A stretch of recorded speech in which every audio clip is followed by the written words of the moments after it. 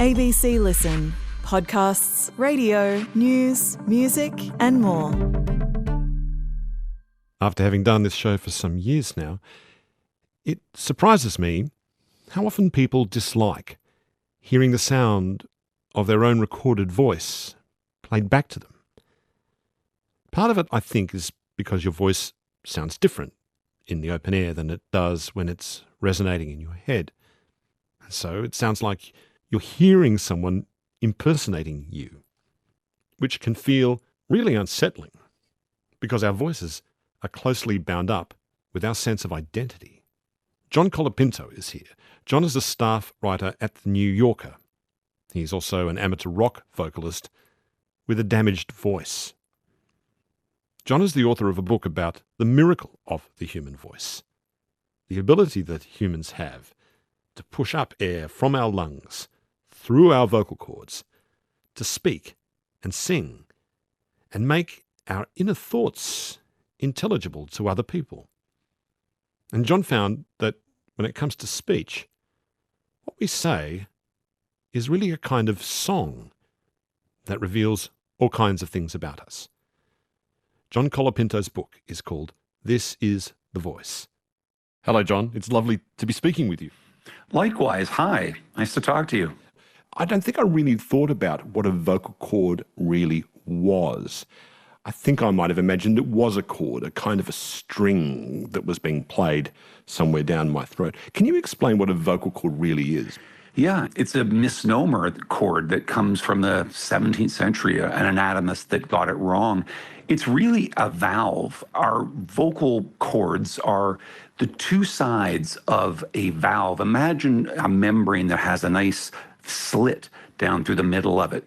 Not unlike our lips, actually, when we lightly close them.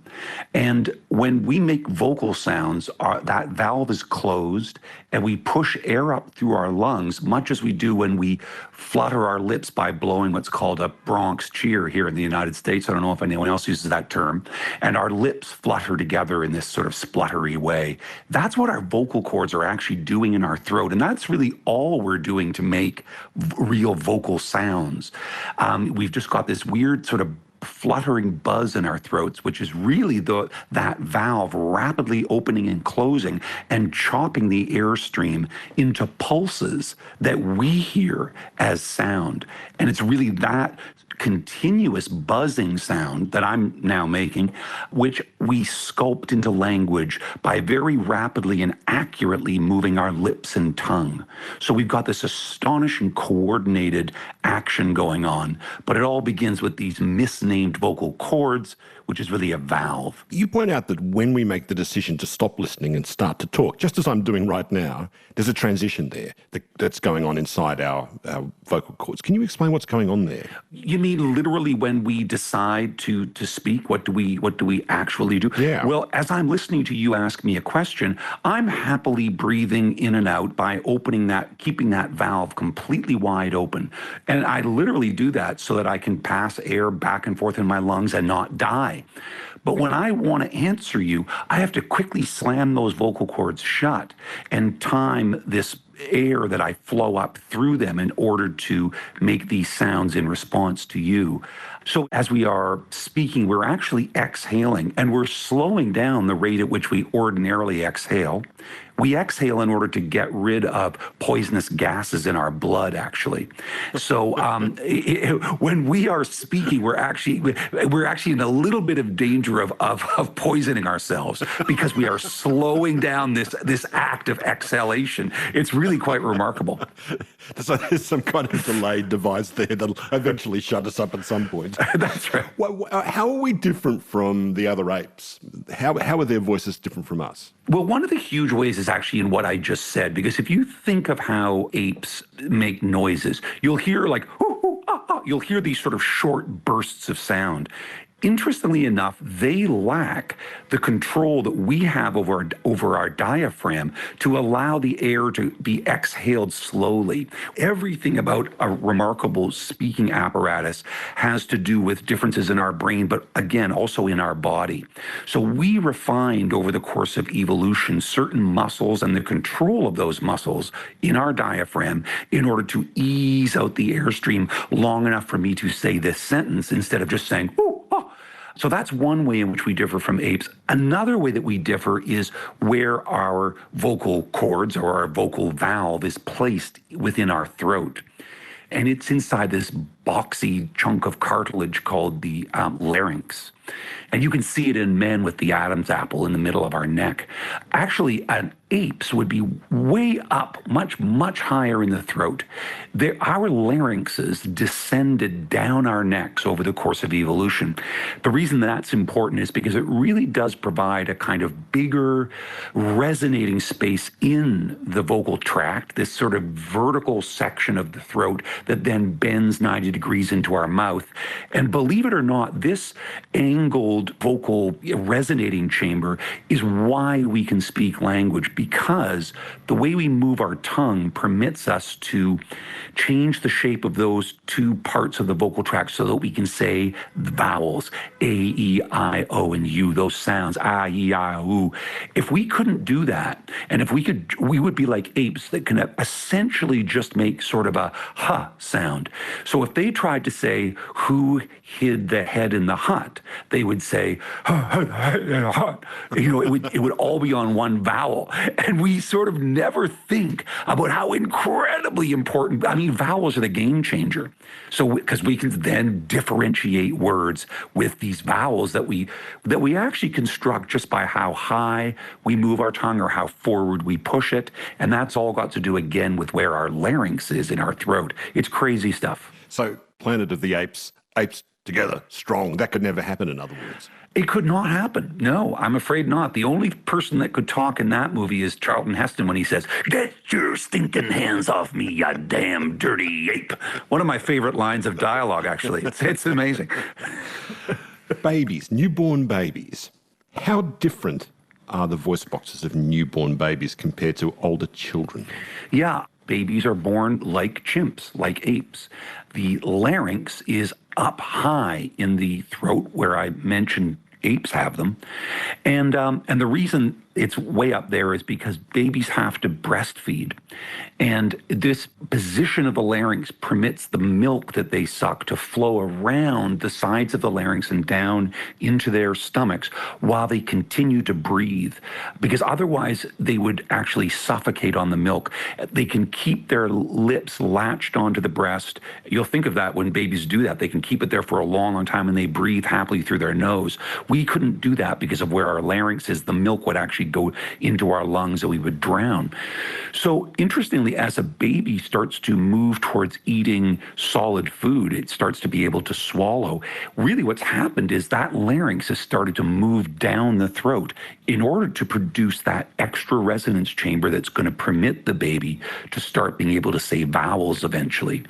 And all of this is so beautifully timed, as we become mentally capable of speech by learning from our parents, hearing them speak, we actually then evolve or change into an animal that can actually say the words that we're learning because that larynx is moving down.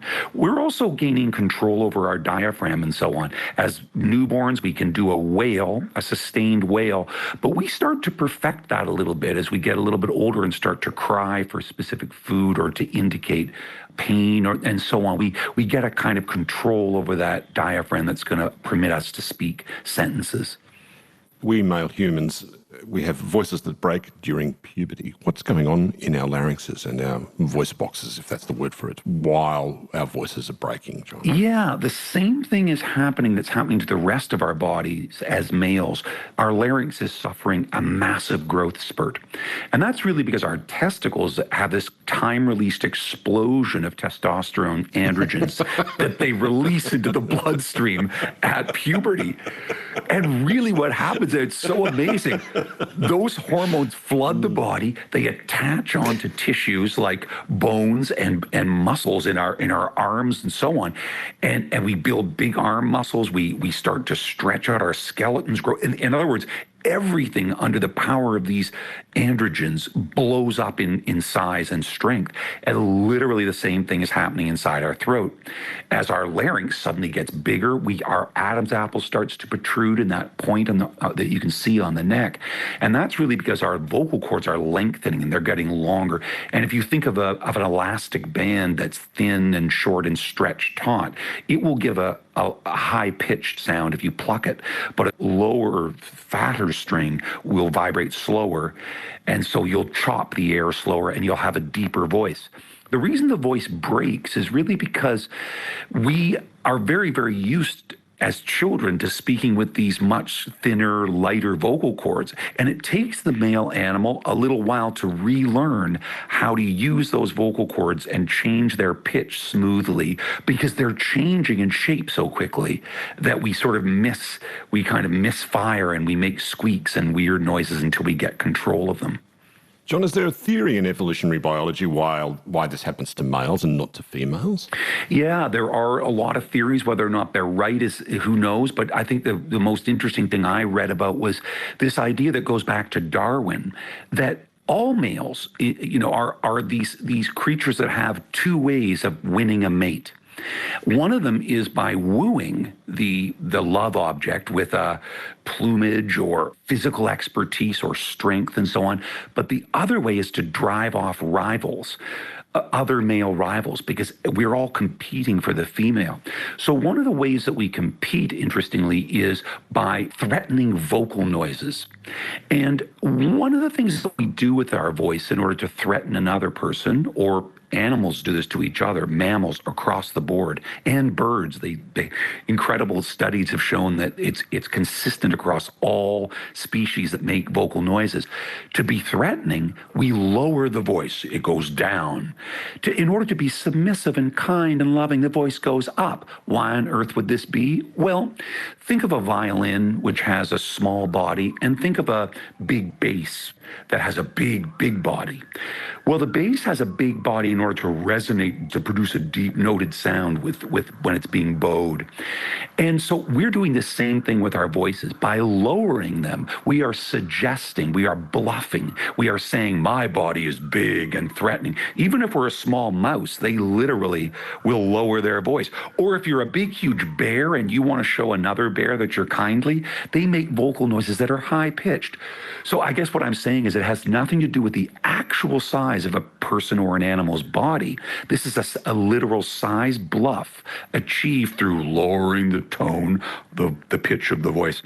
Humans actually went lower than almost any other species in relation to females. We have the widest disparity. It's a whole octave between the sexes in human beings.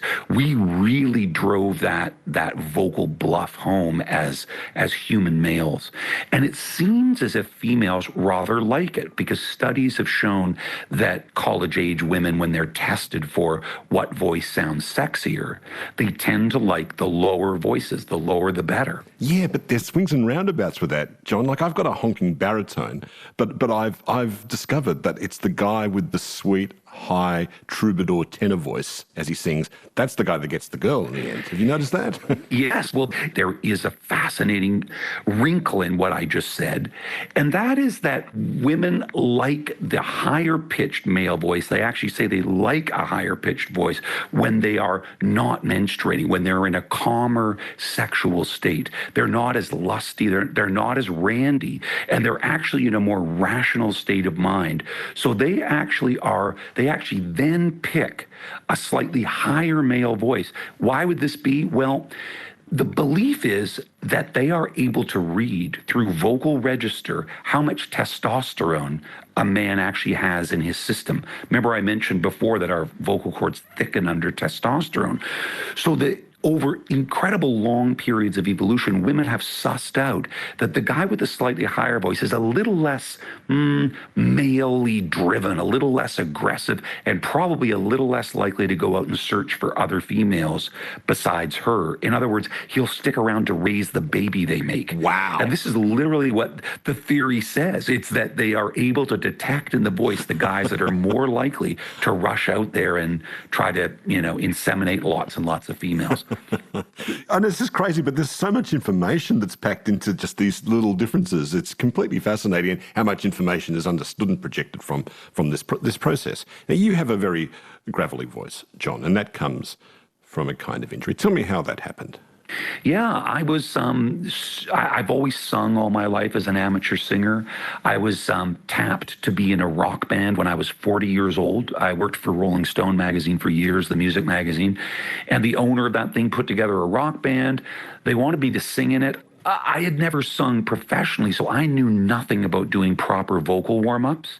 So I just threw myself into these extensive rehearsals with a loud rock band without any preparation. And I mentioned that our vocal cords are a valve, and that means that it's fluttering. As it flutters, the two sides of the valve are banging against each other. And if you drive your voice hard, one of those vocal cords or both can start to bleed through overuse, through not warming them up. And that's exactly what happened to me. And you get a vocal bleed, which turns into a bruising, which turns into a kind of scar tissue, or it can. And what that is a little lump on the edge of one of the sides of the valve. So that when my vocal valve opens and closes, instead of meeting flush the way it should and giving a sweet, smooth sound, I've got this little bump there which creates this rattle in the voice. Air is escaping through the closed valve in ways that it shouldn't.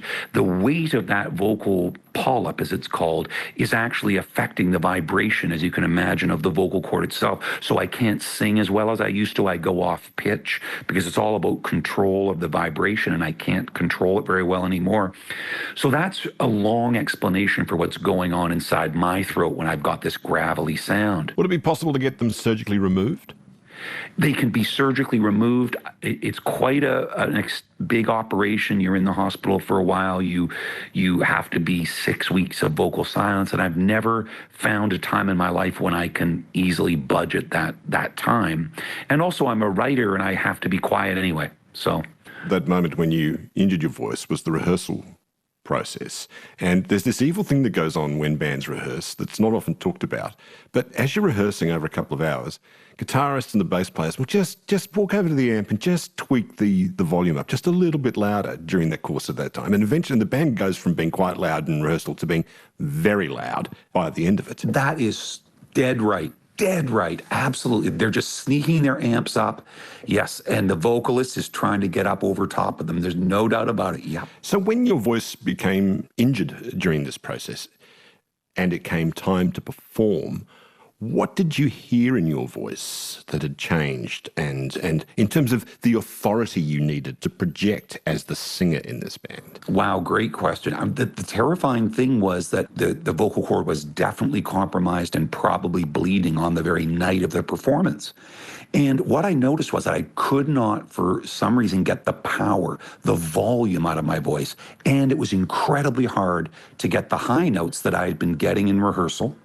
So it was just this feeling of fragility. Were you in any pain? No pain. There's no pain receptors in the vocal cords, so you feel no pain. Nothing warns a singer that this has happened. But as the minutes ticked down to my having to go on stage in front of 2,000 people, many of them celebrities, because this was a Rolling Stone, Christmas party, it really was deeply terrifying because I could feel this compromised throat and I couldn't put my finger on what was wrong. And I really wasn't sure that my voice would be there when I was standing there behind the microphone. And I managed to find the notes, but man, it was hard. And I'm sure I further damaged my throat that very night because I just had to work so hard to get the sounds.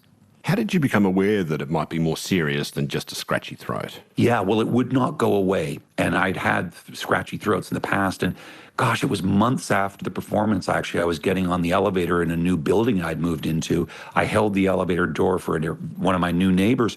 And when I said to her, what floor, because I was going to push the button for her, she said, ooh, you've got a very serious voice injury.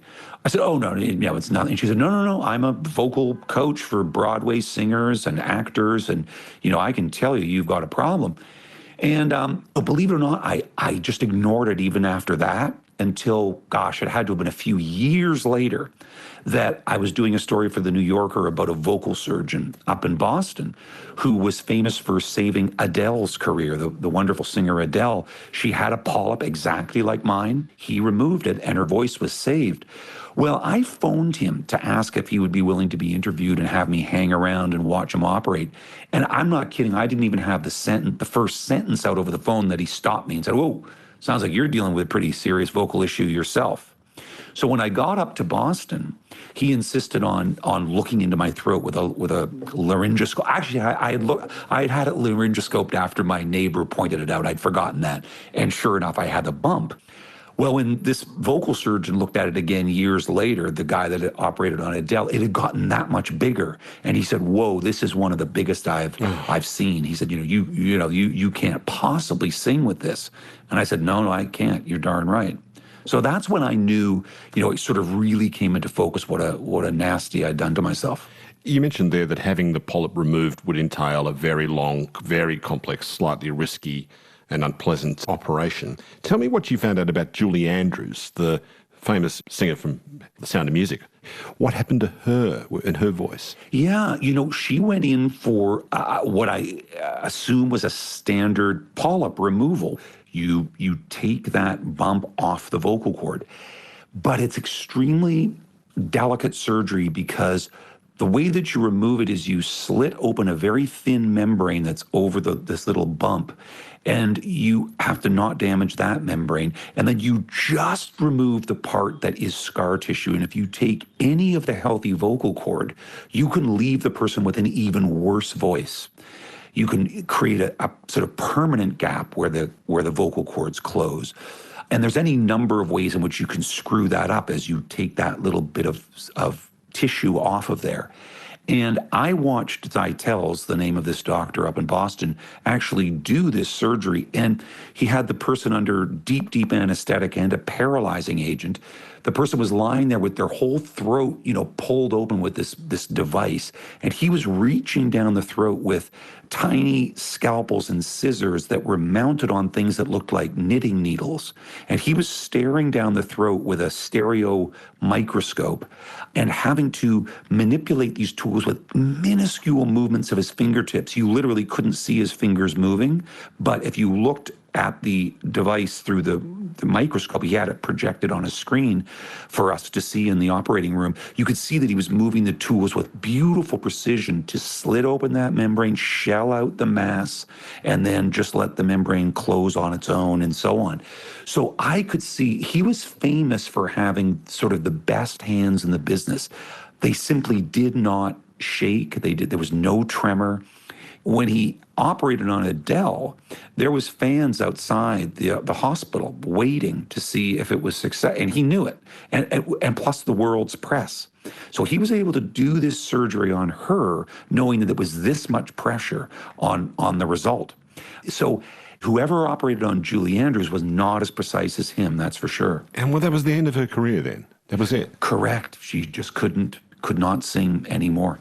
Yeah. There was the state premier of New South Wales, Neville Rann, who had a wonderful barrister's voice, and he had something like that happen to him, and at the end of it, his voice was a very crude, low-volume, raspy croak, and he said that cost him the chance to become Prime Minister. He said that was it. He couldn't really project his voice, and any hope he had of being Prime Minister after that was lost. You have to speak around your injury now. How do you do that? Because I'm hearing a lot of colour in your voice, John. Have you got workarounds for that? Yeah, well, you actually develop, right now I'm trying to speak quite smoothly, but now I can sort of let the rasp come out a little bit more. What I'm doing, and Zeitels explained this to me, was I had actually retrained myself. I had relearned subconsciously how to find those parts of my vocal cord, we'll call it, that could at least vibrate a little more smoothly. I'm doing it unconsciously, but I'm doing it with muscular effort. And Zeitels insisted I was actually because I was trying to find a pitch that worked, I was often speaking more monotonically, in a more of a monotone than I ordinarily would do. Now, I think I am able to give emotion in my voice, and I think I can ride this sort of swells of up and down pitch that give voice color and expression, but I think I have to work harder to do it. My voice will sometimes break up, as I think it did just a second ago, but I achieve anything that sounds like a smooth tone through extra effort. There's no doubt about that. It's interesting what you're saying about the politician. I think a voice damage like that too really couldn't be in campaigns over the long haul, because you're just bellowing speeches and doing interviews, and the voice would just degrade. And yeah, so I can see why he very much felt it ruined his chances for high office. But someone like Bill Clinton, interestingly, would constantly injure his voice during campaigns, but it sort of gave his voice kind of a homey, down home kind of a thing. And it sort of depends on what your particular appeal is, And he was suddenly like the warm and friendly horn dog kind of a guy, I did not have sex with that woman. Exactly. And for any assertion you can make about the voice, there's almost its exact corollary that can be equally true, because the voice is so richly colored, it's so prismatic and so symphonically interesting, and there's so much going on that it's very, very hard to make a hard and fast rule about a voice that is going to lose you elections or win you and that's sort of also the fun of writing about the voice and thinking about it, is just how richly layered it is in what it's communicating.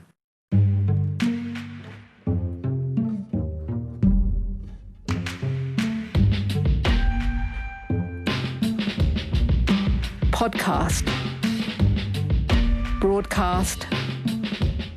This is Conversations with Richard Fidler.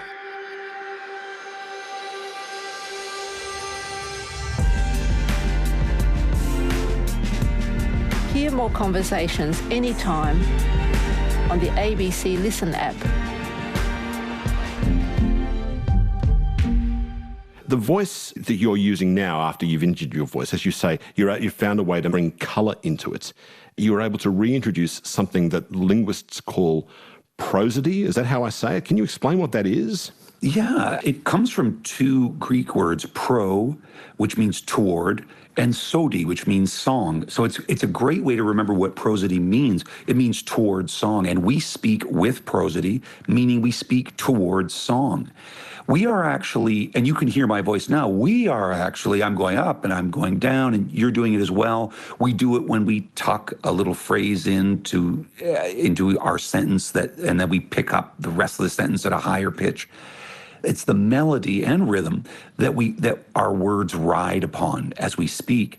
And if we don't speak with prosody, then we speak like this, and no one would be able to listen to this interview. I think I just lost us a bunch of listeners. People just turned it off. And I mean that almost not jokingly, because it really is part of the seductive enchantment of the human voice. Some people use that melody better than others. You sort of can't turn them off. It's partly because they're saying interesting stuff, but sometimes it's just that they are, awesome orchestrators of the sort of pregnant pause in a sentence, the suspenseful little gap, and then filling it in, and the sudden use of a bit of a growl, and then riding into a higher register, and then down into a lower one to say something kind of confiding, and then back up again. So, I very much think of the voice as this beguiling instrument. Birds, male birds, woo female birds with their bird song. And in a sense, we as human beings are doing this to each other all the time. And the best speakers are using prosody as this incredibly hypnotizing, beautiful song-like way of communicating. So we are more bird-like than we give ourselves credit for. We think we're plodding along in written prose, a gray page of words. No. Right now, you're not looking at airborne words on a page as I speak. You're hearing someone sing. There's an avant-garde music group in Brisbane in Australia called Topology, and they did a thing a while back where they were getting speeches, famous speeches from Australian politicians and putting music to them. And in doing so, they revealed all the kind of hidden music behind it. There was a famous Australian Prime Minister called Gough Whitlam, and in one of Australia's biggest political crises, he gave this speech, and Topology put a waltz behind it because it turned out he was speaking in a waltz. Oh, that's fabulous. He said famously, "Well may we say God save the Queen, because nothing will save the Governor-General." 2, 3, 1, 2, 3, 1, 2, 3. So there's a chicken and egg thing going on here, and I just wonder if Gough Whitlam spoke like that because he'd heard quite a bit of Johann Strauss as a kid, or whether the waltz comes from our habits and patterns of speech like that. Oh, what a great question. I don't know if the answer's known. I mean, my guess is the latter, that maybe waltzes come out of speech, come out of our evolving as a species that was hearing people sometimes break into that waltz rhythm, and it did a certain thing to the listener. Maybe it was the storytellers around the campfires, or the medicine man, or the shaman, and these particular rhythms that then found their way into music. I love that as an idea. I can tell you I read widely enough in prosody to believe that, every imaginable theory has been put forward, but it was actually Darwin that said the earliest evolution of our language capacity came out of singing apes. So, I mean, this does chase its tail. But Darwin did have that wonderful insight that nobody else had when they were trying to figure out how did our species start speaking. Everybody did the natural thing, which is to say, oh yeah, someone had to come up with the first word. So they would always think, gee, they went from a grunt meaning bone, or a wail meaning dog.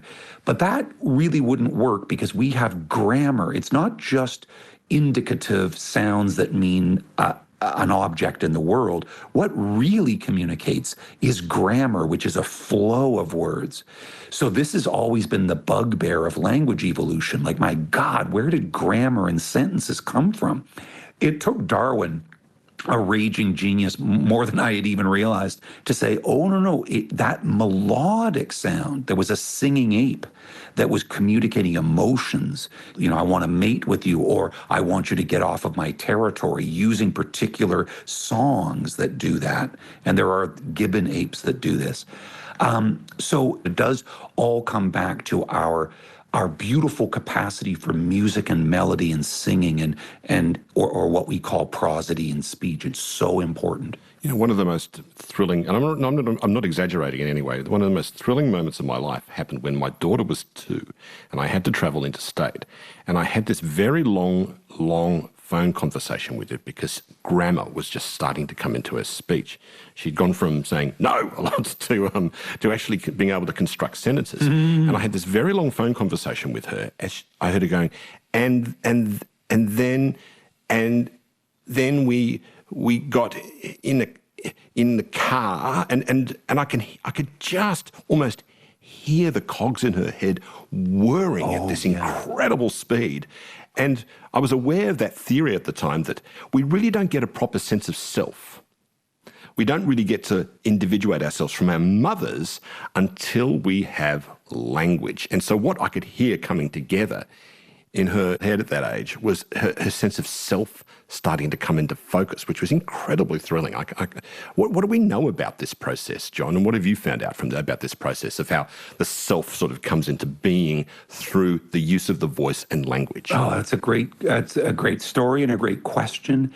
When you really think about it, there's almost nothing more individuating about us than our voices. Of course, the way we look is also huge, but the voice is a fingerprint too. I mean, it's so unique to each one of us for so many reasons, partly just our physical makeup, that vocal tract I mentioned, its size and shape and the inner geometry of it, which is going to give different timbre and resonances to the voice actually sounds, just that sound quality, but also the shape of our lips and and tongue and the way our S's and P's sound, but then also these temperamental things of personality, someone that's laid back, speaks a little slowly, they don't worry too much. But like a writer from New York might just talk your ear off by talking really fast.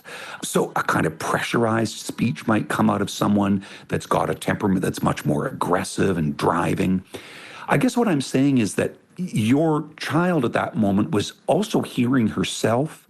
She was putting together words that were actually expressing thoughts in her head, but she was doing it with a melody and in a sound that she would have been realizing was her, that was sounding only like her, not like anybody else. So she's discovering herself as this voice is coming out of her, and it's imprinting on her as well in a kind of feedback loop who she is. And then as she gets a little bit older, maybe she's going to school and she has classmates that she wants to impress or enemies that she wants to drive off. And what does she start to do? She starts to perform herself a little bit more, starts to play with this vocal instrument and the melodies and the sound and the volume. Let's never forget volume from loud to soft.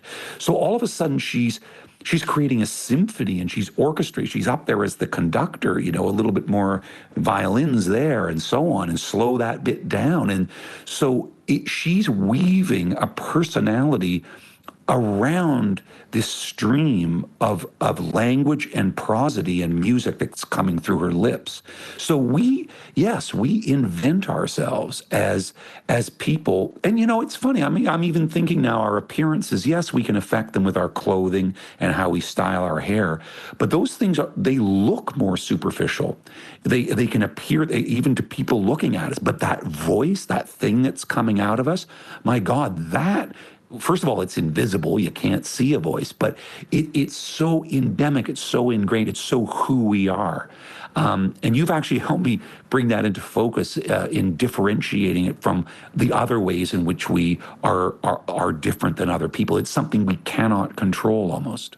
We weave it in a very young age. The other thing she was doing in talking to me on the phone was, and I know this might sound a bit pretentious, but she was bringing time into her life because she told me a story. It was always, we got into the car and then we went to Nana's. Yes. So this happened and then this happened and then this happened, one after the other in a sequence through time. Oh, that's great. That's the first thing she wanted to do as soon as she had grammar. Yes. As soon as she was grabbing a grammar, was to tell a story, to go, we did this, then we did this, and then we ended up there. She kind of got the sense of introducing herself into time in the world. Otherwise, before then, I think it's all just a cycle of feeding and sleeping, and bashing toys on the ground. Yes, absolutely. And think of what she's drawing up in the way of memory too. She remembers that she did these things, and she's converting that into a stream of language. Yes. And she's having to struggle a bit to do it because it's new to her. But as she does it too, she realizes she's making sense of her world. She's making sense of time as a sequence of things that she can tell, but also something that happened to her in the past that she's now relaying to you. So much is happening through that act of converting experiences she had into a stream of what really are just air vibrations. We've talked about the voice as physical, a physical thing we do and a mental thing. But really what we're doing is we're making the air around us vibrate in very complicated patterns that permits us to implant our thoughts into each other's heads. It's really almost like a science fiction thing. I'm putting my thoughts into your brain by making the air vibrate interestingly, and that's what your daughter was doing and learning to do. We are a remarkable species. If we watched a nature documentary about us, we'd be calling our wife in from the other room. You're never going to guess what these things do. My God, it's incredible. You know what I mean? They're making the air vibrate in ways that are transporting thoughts around. That's right. Look at this. There's a 2-year-old who's introducing narrative and time-lapse and assembling speech and breaking it down into nouns and verbs and adjectives. It's amazing. Exactly. Well, John, here's this really big question, I think, that lies at the heart of this. And I know this is something you're trying to address in your book, which is, what does the science tell us now? Do babies come into the world with basic grammar and syntax pre-installed, like an operating system that's sort of pre-installed, or do they pick it up from their carers? Yes, well, it was believed since the mid-50s or late 1950s that really language was inborn. I mean, I say believed because the most important linguist in the field, Noam Chomsky, had become world famous really by making the claim that we must come into the world with our language fully intact because we learn it just too quickly. By the time we're 2 years old, as you say, we're starting to make sentences. And that's way too fast to learn something as complicated as language. But Chomsky did not account for certain things. One of them being that babies actually get a head start even before they're born. When they're fetuses in their final trimester, they are hearing a remarkable amount of human voices, and particularly the mother's voice. Now, because they're in the womb, it's kind of muffled, like listening to someone through a wall. So it's not as if they're hearing clear words, but what they are hearing incredibly well is the prosody, is those waves, that up and down movement of language. They're also hearing when the mother's pressured or angry, so they're hearing maybe the voice speed up and maybe raise or lower in pitch. And when I say hearing it, they're floating in amniotic fluid, and the vibrations that move through her body that actually set that amniotic fluid into vibration so that they're feeling the voice against every part of their skin, the soles of their feet and their legs and their chest. So it's not just hearing it. So in other words, and they're in the dark and they can feel nothing else but the human voice vibrating against them in these waves and changing pitches. They're then born into a world where they are just immersed in the sound of language all around them. Studies have shown how incredibly fast they are picking up on language. Chomsky's main way of proving that we are born with language was to point out that we can move chunks of language around in ways that could only be inborn. And I'll tell you what his example was. He said, you say to someone, a unicorn is in the garden. Babies learn very quickly to say, if they want to turn that into a question, to say, is a unicorn in the garden? And they do that by moving the is to the front of the sentence, the verb. Now, Chomsky said that's a simple mental operation. But if you change the sentence to a unicorn that is eating a flower is in the garden, he said if you take the first is in the sentence and move it to the front, you get nonsense. Is a unicorn eating a flower is in the garden? And he said that's, so babies know to move the second is to the front. In other words, to move this other chunk of language forward to the front. Now, they choose the correct verb to move. So he said, this could not be learned very quickly, and it could only be learned with great effort, and so on and so forth. Well, he wasn't accounting for prosody. Listen to what our voice does when you say, is a unicorn that is eating a flower in the garden? Or as a statement, a unicorn that is eating a flower is in the garden. We drop our voice to tuck in that little phrase prosodically. Our voices tuck that in. Now, you may think we don't, but listen to me if I say a unicorn that is in the garden is eating a flower. We simply do not do that. We lower it in a pitch that can be so subtle that we can almost be only picked up by acoustical instruments that measure voice. But it drops as we tuck that in. Babies are learning in the womb that mom is tucking phrases in. They can't hear what the phrase is, but they know that language is built out of chunks of melody, little parts that drop low. So when they want to make a question, they take that part that is spoken as a tucked in, lower pitched phrase, and they slide it to the front. And lo and behold, they can move these chunks of grammar that Chomsky said are incomprehensible as separate chunks unless you know this incredibly complicated mental computation. But actually, if you pay attention to the singing that we're doing and that babies are hearing from day one or even before day one, you start to understand that in fact, language, its major structures are indeed learned in the sense that they are picked up through hearing voices speak.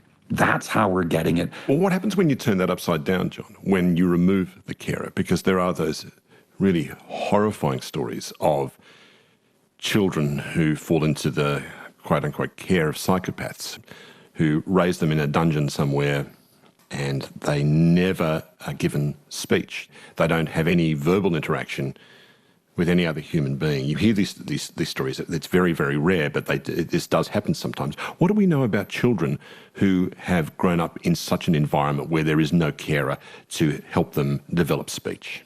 Yeah, there was a famous case in America called a young girl named Jeannie, who, as you say, a psychopath kept her in a back room of the house. Nobody could ever spoke to her and so on.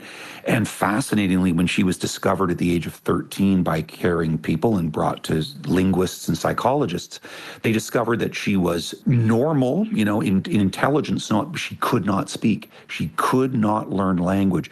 And what that tells us is that there is a critical window of learning. And we know this for a whole bunch of different things in animal behavior. When the brain is superplastic, in other words, circuitry is being literally wired in the instance after we're born, the first inputs of sight and sound are actually doing things to our brain that are wiring up circuitry. But if you don't hear the words that ride those melodies that we talked about, if you're not hearing those melodies consistently, then you're not getting words, you're not getting how words map onto objects in the world, but you're certainly not getting how words are linked together through this beautiful flow of sentences and prosody. So that if your brain hardens up, as it were, if its circuitry kind of gets completed, you really never get it. You can't get it at 13. So this child was unable to develop language. And other of these wolf children, as they're sometimes referred to, are exactly the same way. One of the great gifts Australia has presented the world is the habit of speaking with a rising inflection at the end of a sentence. Britain got really angry with Australia for a while because Australian soap operas were being played like Home and Away and Neighbours in the UK, and Britain was blaming Australia for introducing the rising inflection at the end of the sentence as a way of speaking. I must admit, I find it really annoying because, and I was trying to think why, and I think because there's a slight element of coercion there when you end a sentence with a rising inflection, because it's demanding that you have to sit there and keep listening to me because I haven't quite finished what I'm about to say. And after a while, I just feel like I'm ready to give myself a ballpoint tracheotomy after 3 minutes of that, just to distract attention from it as a way to get out of that conversation. Oh, yeah. I must say that one of the ways that we orchestrate conversation, in other words, when we know to speak after someone else has spoken so we don't overlap, science has shown us that we're actually doing amazingly interesting things with pitch. So our voices are doing a trajectory where indeed, as you're really implying, our voices kind of go downward in pitch to settle and show the other person, my sentence is ending, you can speak now. But you're absolutely right. If the voice is always kind of tending upward in pitch, the other person is threatened never to get a word in edgewise because they don't know when the monologuist is going to stopping, in fact. So yes, I love your word coercion. There was a coerciveness to that. There is a thing called upspeak here that really comes out of California teenage girls, where they end everything on a question. It's quite deliberate. Like they actually go up so much that it really does sound like they're asking a question. And I find that to be sort of defensive because they're never able to say something assertive. So I love what you're saying, that if it's subtle enough, it sounds like coercion. If it's super exaggerated, it sounds like a kind of constant begging for affirmation. What I think we can both agree on is that it's incredibly irritating because it's a little bit artificial, perhaps. There's other ways of performing this act of coercion while speaking. And Donald Trump has a little tick, which is to say, okay, at the end of a sentence, he says, you can't trust the mainstream media, okay? Mm-hmm. Like, okay. And his pitch is quite a bit higher, actually, than someone like Barack Obama, who has that kind of resonant baritone. What does he do to compensate for that high-pitched tone of voice? What Trump does, and famously when people imitate him, they extend their lips outward in sort of a strange pursed look, almost as if they're trying to create like a trumpet bell with their lips. And actually what that does is, acoustic instruments show that lowers the pitch, the perceived pitch of a voice, interestingly enough. It lengthens the resonance chamber of the mouth just enough to give a slightly deeper voice. And I am utterly convinced that Trump as a teenager, noticed that his voice was not changing to be as low, I should say, as his schoolmates. And he was threatened by it, and he needed to be domineering. And he did something that was unconscious. I talked earlier about unconscious changes I made to smooth out my voice. Well, we're doing that, or your daughter learning to speak and creating a self. Trump was creating a self where he was trying to compensate. And I'm convinced that's why he started to stick his lips out in that way. And he also sort of does that strange timbre that I'm doing right now, which I think he thinks also gives his voice a more impressive sound. Meanwhile, John, despite the evil polyp on your vocal cords, you're singing again in a band. What the hell, John? What's going on? Oh, my God. At the age of 63 now, I can't. I realize I've got too little time left on the earth to not be singing. It's just such pleasure. And that's sort of where the mystery of the voice finally is kind of impenetrable, because anyone that sings knows that they are kind of releasing their, I'm going to say the word soul without being convinced we even necessarily possess one. Something is happening to give me an inner peace and completion and sense of bliss when I sing that is quite unlike when I speak. Interestingly, I don't know what's happening when we sing. It has the word chant in it, which is also related to enchantment. We're enchanting listeners, but also ourselves. And so, yes, I play keyboards in a rock band, and when all of a sudden there was a few songs we did where my vocal register could manage the song, lo and behold, I found myself singing it at great further risk to my voice. Like, what songs are we talking about? What can your voice tackle these days, John? Boy, my voice can tackle the song 6 Days on the Road, which is a trucker song, which if you don't know it, it's a great song. Love that song. Great lyrics. That's one of the songs I sing. I can actually sing songs like, I can sing ballads like Let It Be if I put it in a lower key. I can actually move the key down.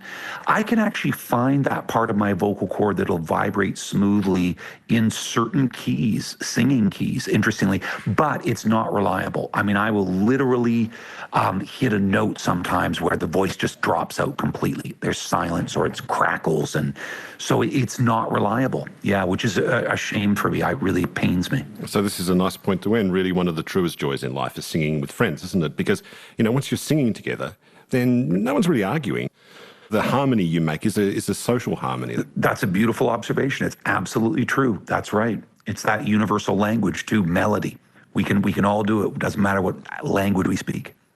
John, it's been completely fascinating speaking with you. I've so enjoyed this. Thank you so much. Thanks so much, Richard. Real pleasure.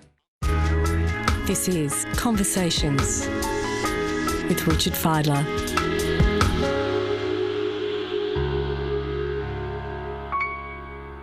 abc.net.au/conversations is our website. I'm Richard Fidler.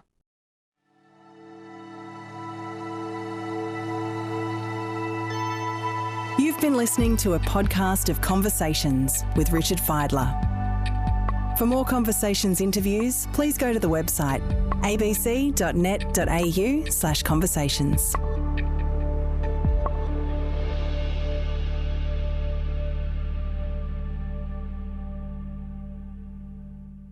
Hey Conversations listeners, Miyuki Okiranta here, host of the Earshot podcast. And if you love compelling and candid first-person stories, then let me tell you about episode 1 of our new season of stories all about remembering and forgetting. Memory can be a trickster, a soother, a tormentor. But what would it be like to have no memories at all, to forget who you are? I had no recollections, I had no fears. The Australian band Rocket Science, fronted by singer-songwriter Roman Tucker, was labelled the next big thing. But everything changed when Roman had a serious accident and lost his memory. Do you know who I am? I guessed. I said, my auntie? And she said, no, I'm your mother. Check out the Earshot podcast to hear Roman's story about trying to remember himself, to rebuild his identity. Find us on the ABC Listen app.